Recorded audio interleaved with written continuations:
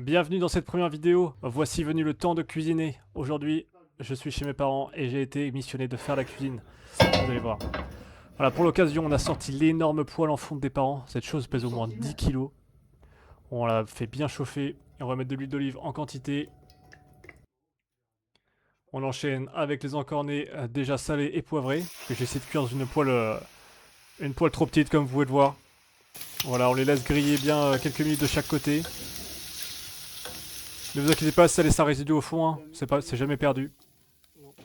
On va les enlever les encornets. On remet un peu d'huile d'olive. Et on va mettre l'ail. Ma poêle est bien chaude à ce moment-là, donc je vais pas les laisser plus d'une minute avant de rajouter la purée de tomates du jardin. Alors, regardez-moi cette couleur. Incroyable. On va bien laisser mijoter 10 à 15 minutes pour faire évaporer l'eau. Vous pouvez voir la sauce a bien mijoté là. On va pouvoir remettre les encornets. Bien sûr, pendant ce temps-là, hein, vous avez fait chauffer l'eau des pâtes. Voilà, l'eau a chauffé. On met les linguinés. Alors l'important dans cette recette, c'est surtout remettre les encornets assez tôt dans la sauce pour qu'ils absorbent bien Ok, ouais. le goût de la tomate. Et voilà, on rajoute du parmesan là, comme vous pouvez le voir. Toujours généreux avec le fromage, histoire d'épaissir tout ça et donner pas la touche finale, mais le bon goût qui va bien. Voilà, on mélange, regardez cette onctuosité.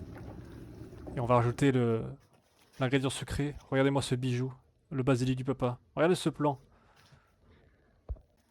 Merci à lui. Voilà, on rajoute une bonne vingtaine de feuilles, hein, directement, sans les couper. Détaillé après, ouais. Et voilà, on rajoute les pâtes directement dans la grosse poêle. Et là, faut bien mélanger le temps de laisser cuire, laisser de finir cuire les pâtes. Voilà. Hop, on va rajouter 2-3 petites feuilles. Et bon appétit!